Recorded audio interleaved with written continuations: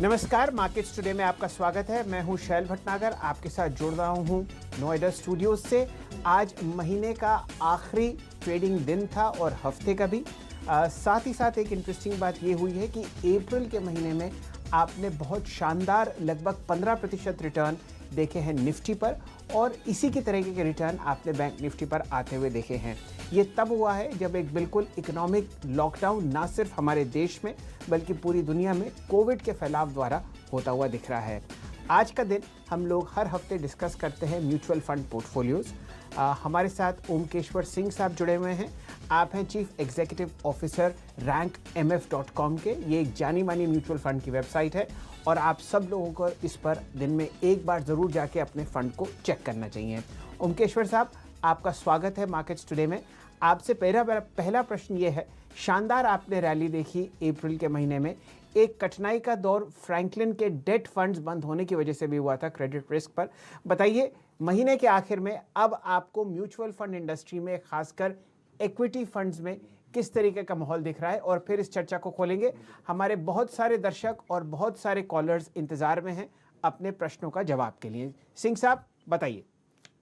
जी, equity side में तो काफ़ी अच्छा रहा और आपने ये देखा होगा कि जो अप्रैल का महीना है वो काफ़ी अच्छा गया और वो हम लोग पहले से ही बता रहे थे कि इक्विटी एक ऐसा एसेट क्लास है जिसमें कि आप इन्वेस्टमेंट करते हो, ट्रेडिंग करने के लिए आप म्यूचुअल फंड में नहीं आते हो। इसको ध्यान रखते हुए जिन लोगों को हमने बोला कि आप पैसा लगा के रखो, आप पैसा बल्कि बढ़ाओ, क्योंकि अभी मार्जिन ऑफ सेफ्टी बहुत अच्छा है, यानी कि जो फंड अभी आपको अवेलेबल है उसका जो इंट्रिंसिक वैल्यू है उससे नीचे भाव में मिल रहा है, तो आप खरीदोगे तो जब भी ये ऊपर की ओर जाएगा तो आपको बेनिफिट ज़्यादा होगा। इक्विटी साइड में तो काफ़ी अच्छा चला है और अभी भी निवेशक को यही सलाह है कि अभी भी काफ़ी अच्छा मार्जिन ऑफ सेफ्टी है, तो वो इक्विटी में कंटिन्यू और ज़्यादा से ज़्यादा पैसा लगा करके चल सकते हैं। चलिए, ये राय आपकी ओमकेश्वर सिंह साहब से मिल रही है। उनकी राय है कि जिस हिसाब से आपने एक बहुत भयंकर बिकवाली देखी थी बाज़ार में, वहाँ से जो बाउंस बैक आ रहा है, सबसे सही राय ये रहेगी कि आप हमेशा म्यूचुअल फंड्स में इन्वेस्टेड रहें, किसी भी तरीके का एसआईपी ना रोकें और जो आपका असल है उसको बरकरार रखें, अगर आप एक अच्छे फंड में हैं। अगर नहीं है तो आप अपना प्रश्न भेजिए और उसका जवाब हम आपको देंगे। चलिए, हमारे पहले कॉलर हैं संजय मित्तल साहब लुधियाना से। मित्तल साहब, स्वागत है आपका मार्केट्स टुडे में और सीएनबीसी आवाज में। आपने एक्सिस फोकस्ड फंड में एक एसआईपी और लमसम लगाया है। अब बताइए, आपका क्या प्रश्न है और आप क्या चाहते हैं कि आपका ओमकेश्वर साहब जवाब दें। सर, मैं मोतीलाल मल्टी कैप में लगाना चाहता हूँ एक 5000 की सिप, तो भी ये ठीक है फंड? जी, तो इक्विटी एक्सेस फोकस्ड भी बहुत अच्छा फंड है, एक 5 स्टार फंड है और उसका मार्जिन ऑफ सेफ्टी बहुत हाई है। सिमिलरली मोतीलाल ओसवाल भी एक 5 स्टार फंड है रैंक एमएफ के हिसाब से और इसका भी मार्जिन ऑफ सेफ्टी बहुत अच्छा है। इसमें इस समय तो ऐसा है कि वो अपना जो इंट्रिंसिक वैल्यू या भाव है उस अंडर वैल्यूड है, तो उस समय इसमें आप जरूर चालू कर सकते हैं। इसमें अगर आप स्मार्ट एसआईपी करेंगे तो उसका सिग्नल तो अभी ये कहता है कि आप दुगुना पैसा लगाओ। वो इसलिए कहता है कि जब भी अंडर वैल्यूड मार्केट रहता है तो स्मार्टशिप कहता है कि ज़्यादा से ज़्यादा पैसा लगाओ। तो आप ज़रूर इसमें लगा सकते हैं और कंटिन्यू कर सकते हैं एक्सेस फोकस 24। हाँ, मित्तल साहब, आपका एक्सिस फोकस्ड फंड में कितना लमसम और कितना एसआईपी है हर महीने? सर, एसआईपी तो लगभग 5000 या मतलब हर महीने है, पर उसमें मैं वैसे भी मतलब लमसम भी डालता रहता हूँ। अच्छा, चलिए मित्तल साहब, बहुत बहुत शुक्रिया हमारे साथ जुड़ने का। उम्मीद है कि आप जल्द ही मोतीलाल मल्टी कैप फंड में एक एसआईपी शुरू करेंगे। मोहित गुप्ता साहब जुड़ रहे हैं हमारे साथ। ओमकेश्वर जी, वो एक एचएनआई हैं और वो ज़रा परेशानी के दौर से गुजर रहे हैं। Franklin Templeton ultra short fund में उन्होंने 3 साल पहले निवेश किया था और अब ये फंड जो है बंद हो गया है। गुप्ता साहब, स्वागत है आपका और पूरी सहानुभूति हमारी आपके साथ। आपने 20 करोड़ रुपया इस फंड में लगा रखा है। ओमकेश्वर साहब से अपना प्रश्न पूछिए। नमस्कार सर। नमस्कार। या सर, मेरा एक्चुअली क्वेश्चन ये था कि जो एनएवी क्लोज हुई थी वाइंडिंग अप के दौरान, जी, तो वहां से जो है हम कितना % लॉस एक्सपेक्ट कर सकते हैं, मतलब जब भी साल 2 साल 3 साल में पैसा आएगा? सर, तो इसका एक ही इसका जवाब ये है कि मतलब कि ऐसा जरूरी नहीं है कि आपको लॉस ही लॉस होगा। अभी भी फंड ने एएमसी ने बोला है कि वो एनएवी वो डिक्लेयर करते रहेंगे डेली। अगर जिन लोगों को इन लोगों ने पैसा दिया हुआ वो लोग अगर इंटरेस्ट और प्रिंसिपल पे कर देते हैं तो आपको टाइम बस ज्यादा लग सकता है, लेकिन पैसा उससे आपका जो है वो पैसा सूद के साथ आ सकता है। लेकिन अगर जिन लोगों को इन लोगों ने पैसा दिया हुआ है और वो पैसा नहीं दे पा रहे हैं, तब उसी स्थिति में आपको लॉस होगा। अदरवाइज आपको इंटरेस्ट और प्रिंसिपल दोनों मिल जाएगा, टाइम ज्यादा लग सकता है। जी गुप्ता साहब, पिछले ही हफ्ते 50,000 करोड़ रुपए की एक liquidity window reserve bank of India ने खोली है म्यूचुअल फंड एएमसीज के लिए, खासकर इस परेशानी को दूर करने के लिए। तो एक ये बहुत ही ऑर्डरली रिडेम्पशन आपको होता हुआ दिखेगा। ट्रस्टीज सेटअप कर दिए गए हैं और ये जो फंड पोर्टफोलियोज जिसमें आपने भी अपने 20 करोड़ रुपए लगाए हैं, पूरी कोशिश की जाएगी कि इनको उस लेवल पर रिडीम किया जाए जो कि इनकी असल वैल्यू है। इसीलिए ये लिक्विडिटी की जो विंडो है ये खोली गई है। हम लोग उम्मीद करते हैं कि आपको जो पूरा पैसा है ब्याज समेत मिलेगा। हमारे साथ आपका गुप्ता साहब जुड़ने के लिए बहुत बहुत शुक्रिया। ठीक है, चट्टोपाध्याय साहब जुड़ चुके हैं कलकत्ता से। आईसीआईसीआई म्यूचुअल फंड में इन्होंने इक्विटी और डेट फंड में डिविडेंड पे आउट इस महीने नहीं हुआ, तो ये जानना चाहते हैं कि इस तरीके से जो म्यूचुअल फंड्स हैं इसको आप कैसे ट्रैक कर सकते हैं। चट्टोपाध्याय साहब, स्वागत है आपका। आप अपना प्रश्न ओमकार साहब से पूछिए। चट्टोपाध्याय, नमस्ते, बोलिए sir. I have invested in 2017 in ICICI Equity Dividend Fund for my monthly requirement, but this month they have not given me the dividend, and also I found the NAV also reduced almost 1/3. So what is the future of this fund, and shall I exit or will remain with this fund? Can you advise it? जी, तो एक बात आपको ध्यान रखना चाहिए कि जो भी डिस्ट्रीब्यूशन डिविडेंड होता है वो इस पे डिपेंड करता है कि फंड के पास एक्स्ट्रा मनी यानी कि कॉर्पस है कि नहीं जिससे कि वो पैसा दे सकता है। कोशिश यही रहती है कि हर महीना पैसा दे दे, लेकिन ये जरूरी नहीं कि हर महीना पैसा मिलते ही जाए। जब अगर वो उस समय सरप्लस नहीं रहा तो आपको पैसा नहीं मिल सकता उस महीने। हमारे हिसाब से ICICI Prudential equity and debt fund जो है वो एक 3 स्टार फंड है। इससे बेटर फंड्स अवेलेबल हैं जहां पर आप ध्यान दे सकते हो। एक एक्सेस इक्विटी हाइब्रिड फंड है और एक टाटा हाइब्रिड इक्विटी फंड है। ये फंड्स ऐसे हैं जो कि इनका रेटिंग बेटर है और ये ज्यादा अच्छा फंड है। दूसरा, आप ये भी एक ध्यान दो, अगर आपको डिविडेंड की हर महीने खर्चे के लिए जरूरत नहीं है तो आपको डिविडेंड ऑप्शन से एग्जिट कर करके ग्रोथ ऑप्शन में जाना चाहिए, क्योंकि अभी डिविडेंड डिस्ट्रीब्यूशन टैक्स हटा दिया गया है और उसका जो टैक्सेशन है वो पर्सनल इनकम टैक्स के हिसाब से टैक्सेशन होगा। और इस पे केवल इक्विटी साइड में क्या हो रहा था कि केवल 10% का ही टैक्स था, इनकम टैक्स ज्यादा का होगा। टैक्स एक टैक्स इफिशिएंट ऑप्शन नहीं है, इसलिए बेटर होगा कि आप ग्रोथ ऑप्शन लें अगर आपको मंथली पेमेंट की रिक्वायरमेंट ना हो तो। चलिए चट्टोपाध्याय साहब, ये राय आपको मिल रही है ओमकेश्वर सिंह साहब से। वो कह रहे हैं कि आप अपना जो चॉइस ऑफ प्रोडक्ट है उसको बदल सकते हैं, डिविडेंड की जगह ग्रोथ ऑप्शन चूज करें। पुरुषोत्तम साहब जुड़ रहे हैं हमारे साथ राजस्थान भरतपुर से, जहाँ पे एक बहुत ज़बरदस्त आपको बर्ड सैंक्चुरी मिलेगी। पुरुषोत्तम साहब, स्वागत है आपका। आप लंबी अवधि के निवेशक हैं म्यूचुअल फंड्स में, कई आपके SIPs चल रहे हैं और कुछ पैसा आपने UTI के एक यूलिप प्लान में भी लगाया है। अपना प्रश्न आप पूछिए ओमकेश्वर सिंह जी से। नमस्कार सर। नमस्कार सर, मैंने UTI म्यूचुअल फंड में पैसा लगाया हुआ था, UTI utility link insurance plan, जिसमें मेरी शिफ्ट थी सर, जिसको 10 साल पूरा हो चुका है। एक्चुअली में 10 साल का ही फंड था ये जी। तो अब 10 साल के बाद मैंने इसको 1 साल से होल्ड किया हुआ है अभी। सर, ये काफी बार बोला गया है कि अगर आपको इन्वेस्टमेंट करना हो तो यूलिप बेस्ट ऑप्शन नहीं होता है। अगर इंश्योरेंस प्लस इन्वेस्टमेंट करना है तो आप एक टर्म लाइफ ले लो और जो इन्वेस्टमेंट है वो आप म्यूचुअल फंड में करो। तो आपसे ये आपको सुझाव रहेगा कि जो भी आपका पैसा इसमें पड़ा हुआ है उसको आप म्यूचुअल फंड में शिफ्ट कर दे। उसमें आपको जो इन्वेस्टमेंट और जो कॉर्पस क्रिएशन और ग्रोथ है वो बेटर रहेगा। जी, ओमकेश्वर जी, पुरुषोत्तम जी ने 2-3 SIP भी शुरू कर रखे हैं। ये हैं बिरला सन लाइफ टॉप 100 8 साल से, और हर महीने वो 2,000 रुपये लगाते हैं। रिलायंस टैक्स सेवर में भी 2,000 रुपये का SIP है, और इसी अमाउंट का L&T टैक्स सेवर में भी SIP पुरुषोत्तम साहब ने लगा रखा है। ये जानना चाहते हैं कि क्या कोई फेरबदल आवश्यक है इसको बदलने में, या ये जो पोर्टफोलियो है आपके हिसाब से बिल्कुल ठीक है म्यूचुअल फंड्स का? ये जो पोर्टफोलियो इनका है उससे बेटर ऑप्शन अवेलेबल है फोकस्ड फंड में और ELSS में। फोकस्ड फंड में वो उनके पास 3 ऐसे ऑप्शन है। एक्सेस फोकस 25 एक 5 स्टार फंड है।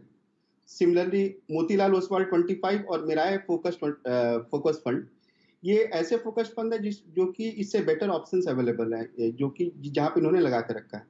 सिमिलरली एक उनका ELSS का अच्छा है जो L&T टैक्स सेवर है, वो एक 4 स्टार फंड है। लेकिन निपन इंडिया टैक्स के जगह वो चाहे तो अच्छे कुछ फंड्स अवेलेबल हैं और अच्छे मार्जिन पे भी अवेलेबल हैं। वो है Aditya Birla life tax relief 96, JM tax gain fund, या फिर Axis long term equity fund. ये अच्छे ELSS फंड है जहां पर ये स्विच कर सकते थे। ये फोकस और एक ELSS ये चाहे तो इन फंड्स में स्विच कर सकते हैं। चलिए पुरुषोत्तम साहब, ये आपको ऑप्शंस मिले हैं जो ओमकेश्वर साहब सजेस्ट कर रहे हैं। उनके हिसाब से 4 या 5 स्टार फंड्स जो हैं आप उनमें चूज़ कर सकते हैं, लेकिन फ़िलहाल उनकी राय है कि ये आपका पोर्टफोलियो बिल्कुल ठीक है। अब एक ईमेल पर जाते हैं ओमकेश्वर जी। भटिंडा से हंसराज साहब लिख रहे हैं, इनकी परेशानी भी फ्रैंकलिन के जो क्रेडिट रिस्क फंड्स हैं जहां पर लगभग 28,000 करोड़ रुपया निवेशकों का फंसा हुआ है, उसी के साथ है। उन्होंने कहा कि उन्होंने ultra short term bond fund में एक SIP किया था और ये फंड्स बंद हो गए हैं। वो ये जानना चाहते हैं जो इनकी असल रकम थी उसका क्या होगा और कब तक वो पैसे आपको वापस आते हुए दिखेंगे। जी, तो जैसे पहले बताया, फ्रैंकलिन ने भी ये चीज को क्लियर किया है। जो भी पैसा उनका है वो पैसा अभी वहां पर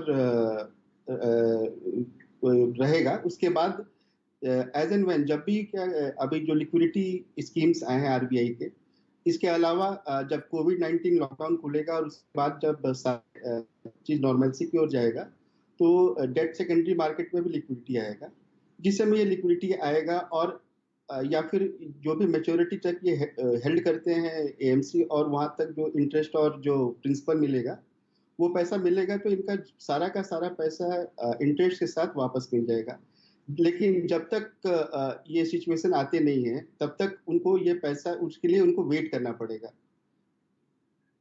चलिए, तो ऐसा है, ये परेशानी तो हंसराज जी चल रही है, लेकिन जैसा कि मैंने थोड़ी देर पहले बताया, RBI ने एक क्रेडिट विंडो खोली है लिक्विडिटी की लगभग 50,000 करोड़ रुपए की इस सेक्टर के लिए, और ये उम्मीद की जा रही है कि जो रिडेम्पशन होगा ये बिल्कुल ठीक ठाक तरीके से होगा और आपका जितना पैसा आपके तरफ बनता है ब्याज समेत वो आपको मिलेगा। यही मनोकामना है CNBC आवाज़ और मार्केट्स टुडे की। विकास श्रीवास्तव साहब हमारे साथ लखनऊ से जुड़ चुके हैं। कहानी वही पुरानी है। डिविडेंड यील्ड फंड्स में उन्होंने पैसा लगाया, HDFC बैलेंस्ड फंड और ICICI Pru equity and debt fund. Srivastava साहब, स्वागत है आपका लखनऊ से, और पूछिए अपना प्रश्न ओमकेश्वर जी से। उन्होंने पैसा लगाया। हेलो। हाँ जी, हेलो। हाँ सर जी बोलिए। सर नमस्कार। नमस्ते। सर मैंने HDFC balance advantage fund and ICICI equity डेब्ट फंड में 3-3 लाख रुपए लगाया था। हाँ सर नमस्ते। सर मैंने HDFC balance advantage fund and ICICI equity and डेब्ट फंड में दोनों में अभी डिविडेंड पे आउट नहीं हुआ है। अभी HDFC का आ गया है, लेकिन पहले जैसा नहीं आया है, कम आया है, और ICICI में तो आया ही नहीं। तो मैं जानना चाह रहा था क्या आगे भविष्य इसका है, मिलेगा डिविडेंड, कि अब इससे निकलना ही बेहतर रहेगा या? जी, तो विकास जी, डिविडेंड, हाँ, HDFC का डिविडेंड कम हुआ है। 31 पैसे की जगह वो 23 पैसा डिविडेंड दिया है, और ICICI ने डिविडेंड इस बार डिक्लेयर नहीं किया है। तो ये बात आपको ध्यान रखना चाहिए कि ज़्यादातर समय ऐसा होता है कि उनके पास सरप्लस रहता है और वो डिविडेंड हर महीना देते रहते हैं। लेकिन कोविड के कारण जो लिक्विडिटी टाई अप हुआ है और जो कैश मैनेजमेंट का रिक्वायरमेंट है, उसके हिसाब से कई एएमसीज ने के पास वो पैसा सरप्लस पैसा अवेलेबल नहीं था, इसलिए वो डिविडेंड दे करके नहीं ले पाए हैं। लेकिन भविष्य में जैसे लॉकडाउन ये खुलेगा और नॉर्मलसी की तरफ हम बढ़ेंगे तो जरूर से आपको अच्छे जो डिविडेंड मिलते थे वो कंटिन्यू रहेंगे। चलिए, ये राय आपको मिल रही है ओमकेश्वर जी की इन दो फंड्स पर। और ये ज़रा कठिनाई का दौर चल रहा है, तो अगर इनकम होगी तो फंड्स डिक्लेयर कर पाएंगे डिविडेंड, और जैसे ही वो शुरू होती है तो जाहिर तौर पर ये जो दो अच्छी एएमसीज़ हैं जहाँ पर आपने कम से कम फंड चॉइस बहुत अच्छा किया है, आपको पैसा ज़रूर मिलेगा। ओमकेश्वर साहब, दोबारा वापस जाते हैं ईमेल्स पर। हमारे पास तांता लगा हुआ है। हेमंत जी लिख रहे हैं छत्तीसगढ़ से। वो ये जानना चाहते हैं क्या म्यूचुअल फंड्स वाकई सेफ हैं और सही और उचित रिटर्न्स के लिए कितने समय तक का प्लान वो चुनें। बहुत ही अच्छा सवाल है। और क्या ये पैसा सुरक्षित रहेगा, और ये क्या किसी भी स्थिति में क्या प्रिंसिपल अमाउंट बचा रहेगा। तो ये 3 प्रश्न हैं इनके, आप जरा जवाब दीजिए। जी, ये जो प्रश्न है बहुत अच्छे प्रश्न है, और जो भी नए इन्वेस्टर्स हैं, निवेशक हैं, उनको ये चीज ध्यान रखना चाहिए। Investment in mutual fund are subject to market risk, यानी कि जो भी पैसा आप लगाते हो वो मार्केट के अधीन है, इसलिए कभी भी ऊपर नीचे हो सकता है। कोई भी गारंटी नहीं है कि आपको आपका प्रिंसिपल या फिर आपको रिटर्न जो है वो आपको मिलेगा ही मिलेगा। इसलिए आपको ये जानना चाहिए, आपको एक क्वालिफाइड फाइनेंशियल एडवाइजर से मिलना चाहिए, अपना रिस्क प्रोफाइल समझना चाहिए, और उसके हिसाब से ही आप जो है पैसा लगाएं। जैसे भी आपको लगाना हो, इक्विटी में लगाना हो इक्विटी में लगाएं, डेट में लगाना हो डेट में लगाएं, हाइब्रिड में लगाना हो हाइब्रिड में लगाएं। लेकिन ये बात आप जरूर ध्यान देके रखें कि जो इसके रिटर्न है या फिर जो प्रिंसिपल असल है वो मार्केट के अधीन है, तो उसमें कोई भी गारंटी नहीं है कि आपका प्रिंसिपल बचेगा ही बचेगा या फिर आपको रिटर्न्स मिलेगा ही मिलेगा।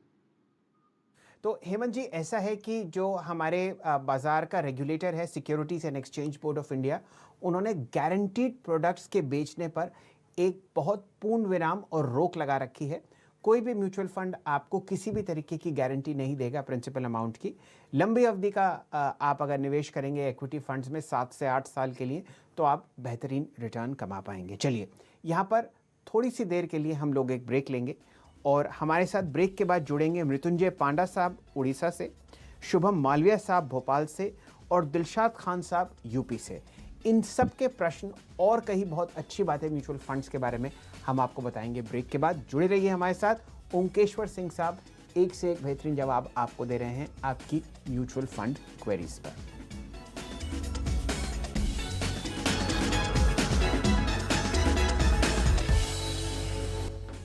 नमस्कार, मार्केट्स टुडे में आपका स्वागत है। आज का दिन mutual fund headlines, mutual fund queries पर समर्पित है। सबसे पहले हमारे साथ मृत्युंजय पांडा साहब जुड़ रहे हैं उड़ीसा से, और एक से एक बढ़िया जवाब आपको मिल रहे हैं ओमकेश्वर सिंह साहब से। आप rankmfmutualfund.com के CEO हैं। पांडा साहब, स्वागत है आपका मार्केट्स टुडे में। बताइए क्या प्रश्न है आपका। आप 1 लाख रुपया लमसम लगाना चाहते हैं, पूछिए। नमस्कार सर। नमस्कार। एक्चुअली मैं SIP में ऑलरेडी इन्वेस्ट कर चुका हूँ। मेरा मंथली 10,000 की मेरा पोर्टफोलियो है। डिफरेंट कैटेगरीज में मैं इन्वेस्ट किया हूँ। तो मेरा सवाल है कि अभी 1 लाख का लमसम अमाउंट इन्वेस्ट करना चाहता हूँ, तो कौन सी कैटेगरी में इन्वेस्ट करना सही रहेगा मेरे लिए? जी, तो अभी मार्केट के हिसाब से अभी आपने जो सोचा है मल्टी कैप फंड काफी अच्छा फंड है। इसमें सारे फंड्स का फ्लेवर होता है, स्मॉल कैप, मिड कैप और लार्ज कैप। तो आप top rated multi cap fund में लगा सकते हैं पैसा। जो top rated multi fund caps जो अभी अवेलेबल है, जो अच्छे मार्जिन ऑफ सेफ्टी पे अवेलेबल है, वो मोतीलाल ओसवाल 35 है, JM मल्टी कैप है, UTI इक्विटी फंड है, LIC mutual fund multi cap है, और कैनरा रेवेको इक्विटी डाइवर्सिफाइड फंड है। तो ये ऐसे 5 फंड हैं जिसमें कि आप चूज कर सकते हो, या तो 20-20 हजार रुपये लगा सकते हो, या फिर 2-3 से सेलेक्ट करके, या फिर एक में भी आप चाहो तो 1 लाख रुपए डाल सकते हो। इसके अलावा आपके पास एक और भी ऑप्शन है कि आप कॉम्बिनेशन ले सकते हो, एक लार्ज कैप, एक लार्ज एंड मिड कैप, एक मल्टी कैप, एक फोकस्ड और एक मिड कैप। तो इसमें क्या होगा, लंबी अवधि के लिए आप पैसा लगा रहे हो तो सारे के सारे जो है स्टोरीज है वो प्ले आउट कर जाएंगे। उसमें आप देखोगे तो Motilal mid cap 30, JM multi cap, Axis focus 25, LIC large cap और Tata large and mid cap. तो ये दोनों में से जो भी आपको बेहतर लगे, ये दोनों के दोनों कॉम्बिनेशन काफी अच्छे हैं, तो आपको जो अच्छा लगे उसमें आप इन्वेस्ट कर सकते हैं। चलिए पांडा साहब, मुझे उम्मीद है आप कम से कम 2 फंड्स में तो इस अमाउंट को इन्वेस्ट करेंगे। हमारे साथ आपका जुड़ने के लिए बहुत बहुत शुक्रिया। शुभम मालविया साहब भोपाल से हमारे साथ हैं और बहुत ही बेहतरीन क्वेरी लेकर आए हैं ओमकेश्वर सिंह साहब। 27 साल के हैं मालविया साहब और वो एक बहुत बढ़िया पोर्टफोलियो बनाना चाहते हैं अगले 10 साल के लिए। शुभम जी, और डिटेल्स आप खुद ओमकेश्वर सिंह साहब को दीजिए। हाँ जी, मैं शुभम मालविया हूँ। Hello to all. हेलो। तो फर्स्ट ऑफ ऑल मेरी ऐसी कोई गोल नहीं है अभी, कि मैं अनमैरिड हूँ तो और भी बैचलर हूँ, तो गोल नहीं, but I wanted to invest and I read something about from the internet and thought to just invest my lesser amount so that I could get more return. बहुत बढ़िया, बहुत बढ़िया। तो उन्मुक्त जिंदगी जी रहे हैं ओमकेश्वर साहब शुभम मालविया जी भोपाल में, और 3,000 रुपये महीना इन्वेस्ट करना चाहते हैं अगले 10 साल के लिए, ताकि एक अच्छा कॉर्पस क्रिएट हो जाए। तो अब आप बताइए, क्या आप फंड्स सजेस्ट करेंगे और क्या ये बिल्कुल सही विधि होगी? जी, काफी अच्छा है और एसआईपी करना बहुत अच्छा है। सही एज उसमें करना बहुत जरूरी है। और ये इनको पता चल जाएगा कि थोड़े 10 साल में करने के बाद इनका जो वेल्थ क्रिएशन है वो काफी अच्छा हो जाएगा। जो इन्होंने डिसीजन लिया है काफी अच्छा लिया है। तो जो फंड्स इनके लिए जो अभी सजेस्ट कर रहे हैं वो एक लार्ज कैप है और एक मल्टी कैप फंड है। तो चूंकि 3,000 रुपये लगा रहे हैं तो किसी एक फंड में भी लगा सकते हैं या फिर 1,500 रुपये दोनों में लगा सकते हैं। एक्सेस ब्लू चिप फंड है जो कि एक लार्ज कैप फंड है, और जेएम मल्टी कैप फंड है जो कि एक मल्टी कैप फंड है। ये दोनों में लगा करके वो पैसा रखेंगे तो अच्छा उनका रिटर्न बनेगा 10 साल में, और अच्छा कॉर्पस भी क्रिएट हो जाएगा। अच्छा मालविया साहब, मुझे उम्मीद है कि आपने फंड्स के नाम नोट कर लिए होंगे। एक्सिस ब्लू चिप फंड और जेएम मल्टी कैप फंड आपको सुझा रहे हैं ओमकेश्वर सिंह साहब, ताकि आप इसमें अपना एक एसआईपी शुरू करें। हमारे साथ जुड़ने के लिए आपका बहुत बहुत शुक्रिया और हम उम्मीद करते हैं कि आपका कॉर्पस बहुत अच्छी तरीके से बढ़ेगा। दिलशाद खान साहब यूपी से हमारे साथ जुड़े हुए हैं और वो जानना चाहते हैं कि कौन सा एक ऐसा म्यूचुअल फंड है जहां पर वो अगले 3 वर्ष के लिए पैसा लगाना चाहते हैं। खान साहब, स्वागत है आपका मार्केट्स टुडे में। अपना प्रश्न पूछिए ओमकेश्वर जी से। हाँ साहब जी, मेरे को ये बताइए, मेरे पास मतलब टोटली 45,000 अमाउंट है। मैं 15,000 रुपए करके मतलब 3 साल के लिए 3 म्यूचुअल फंड में वन टाइम इन्वेस्टमेंट करना चाहता हूँ। जी, तो आप मल्टी कैप 3 साल के लिए करना चाहते हैं तो एक मल्टी कैप फंड में कर सकते हैं। और जो अभी स्टेटस कोविड से जो हम लोग बाहर निकलेंगे और उसके बाद ये जो नीचे का दौर है वो जब 18 महीना 2 साल के बाद जिस टाइम से भी ये बाहर निकलेंगे तो 3 साल में आपको अच्छा रिटर्न बनने का ऑप्शन अवेलेबल है। तो आप मल्टी कैप में आपको 5 फंड बता रहे हैं, इसमें से आप कोई भी 3 चूज करके आप डाल सकते हो। वो है मोतीलाल 35 मल्टी कैप है, जेएम मल्टी कैप है, यूटीआई इक्विटी फंड है, एलआईसी मल्टी कैप फंड है और कैनरा रेबको इक्विटी डाइवर्सिफाइड फंड है। ये 5 फंड में से कोई भी 3 फंड आप चूज करके उसमें डाल सकते हो। उससे आपको 3 साल में अच्छा रिटर्न बनने की उम्मीद रहेगी। खान साहब, हमें उम्मीद है कि आप अपना एसआईपी बहुत जल्दी शुरू करेंगे। चलिए ट्विटर की तरफ ध्यान देते हैं। एक से एक बढ़िया सवाल आ रहे हैं आस्क आवाज MF हैशटैग पर। ज़रा आपके सामने वो नीचे लगा हुआ है, अगर आपको अपने प्रश्न पूछने हैं तो यहाँ पर ज़रूर डालिए। चलिए, अजय अग्रवाल साहब ने हमको एक ट्विटर पे फीड दिया है कि उनका 5,000 रुपये के एसआईपी चल रहे हैं ICICI prudential focused blue chip fund में और HDFC स्मॉल कैप फंड में पिछले 5 साल से। वो जानना चाहते हैं कि वो 2 एसआईपीज और शुरू करना चाहते हैं लगभग 4 से 5,000 एक पर, और वो जानना चाहते हैं कि कौन सा मल्टी कैप फंड वो ऐड करें अपने तरकश में। तो ये बताइए ओमकेश्वर जी, क्या ये 2 फंड्स ठीक हैं पहली बात, और क्या मल्टी कैप फंड की वाकई ज़रूरत है? अगर है तो कौन से 2? जी, तो स्मॉल कैप काफ़ी रिस्की है और उसकी सलाह हम रिटेल इन्वेस्टर को नहीं देते हैं, क्योंकि उसका जो उतार चढ़ाव है इतना ज़्यादा है कि उससे काफ़ी परेशानी हो सकती है। तो वो स्मॉल कैप फंड से बाहर निकल सकते हैं और वो उसके बनस्पत वो मल्टी कैप फंड में पैसा लगा सकते हैं। और मल्टी कैप फंड में जिसमें वो पैसा लगा सकते हैं उसमें उनको पास जो ऑप्शंस अवेलेबल है वो हमने जो डिस्कस किया, मोतीलाल 35 है, या फिर एक्सेस मल्टी कैप है, या फिर जेएम मल्टी कैप है। ये ऐसे फंड हैं जिसमें कि वो पैसा लगा सकते हैं बनस्पत की वो स्मॉल कैप से उनको बाहर निकल जाना चाहिए। बाकी ऐसे का ठीक है। अच्छा, तो अग्रवाल साहब, जो स्मॉल कैप फंड में जो आपका एसआईपी है उसे बंद करें, लमसम भी हटा दें, और ये जो 3 फंड्स स्क्रीन पे चल रहे हैं, LIC MF multi cap, Canara Robeco equity, और इन 2 फंड्स में आप निवेश शुरू कर सकते हैं। ये 3 ऑप्शंस आपके लिए और हैं, मोतीलाल ओसवाल मल्टी कैप 35, जे मल्टी कैप फंड, और ख़ासकर एलआईसी मल्टी कैप फंड। मुझे उम्मीद है कि आपको ये जवाब पसंद आया होगा। एक और प्रश्न है अग्रवाल साहब का, उमकेश्वर जी, वो ये जानना चाहते हैं कि जो डेट का इन्वेस्टमेंट है, टोटल पोर्टफोलियो का कितना हिस्सा होना चाहिए? ये एक बेसिक थंब रूल है, तो उसको उल्टा हम बोलते हैं। जो भी 100 है उसमें अपना एज माइनस कर लो आप, जो आएगा उतना इक्विटी होना चाहिए और उसका रिवर्स आपका डेट में होना चाहिए। सो फॉर एग्जांपल, मान लो कि मैं 40 साल का हूँ और 100 से मैं 40 घटाता हूँ तो 60, तो 60% मेरा इक्विटी में होना चाहिए, 40% मेरा डेट में होना चाहिए। चलिए, 100 में से अपनी उम्र माइनस कीजिए अग्रवाल साहब, और जो अमाउंट आए उसको इक्विटी में लगा दीजिए और बचे हुए अमाउंट को डेट में रखिए। चलिए, हमारे पास आखिरी प्रश्न के लिए थोड़ा सा समय है। दीपक वखारिया साहब जुड़े हुए थे लेकिन उनका फ़ोन कट गया। मैं उनका प्रश्न पूछ लेता हूं आपसे, ओमकेश्वर जी। गुजरात कलोल से वो लिखते हैं और कहते हैं कि वो 65 साल के हैं, 1 करोड़ रुपया उनके पास है, लो रिस्क कैपेसिटी है, अगले 5 से 7 साल तक वो इन्वेस्ट करना चाहते हैं और वो जानना चाहते हैं कि बेस्ट ऑप्शन क्या होगा। जाहिर तौर पर इक्विटी होगा। आपके हिसाब से कौन से 3 पसंदीदा फंड्स हैं आपके जो आप उनको सजेस्ट करेंगे? जी, अगर डिपेंड करेगा उनका रिस्क एपेटाइट क्या है। अगर उनके पास रिस्क एपेटाइट है तो फिर वो बैलेंस फंड की तरफ जाएंगे। अगर रिस्क एपेटाइट कम है तो उस हिसाब से फिर उनको फिर डेट में गिल्ड साइड में जाना चाहिए, या फिर कॉर्पोरेट बॉन्ड, या फिर बैंकिंग एंड पीएसयू। ये ऐसे होते हैं जिसमें कि क्वालिटी ऑफ जो होल्डिंग होता है वो काफ़ी अच्छा होता है।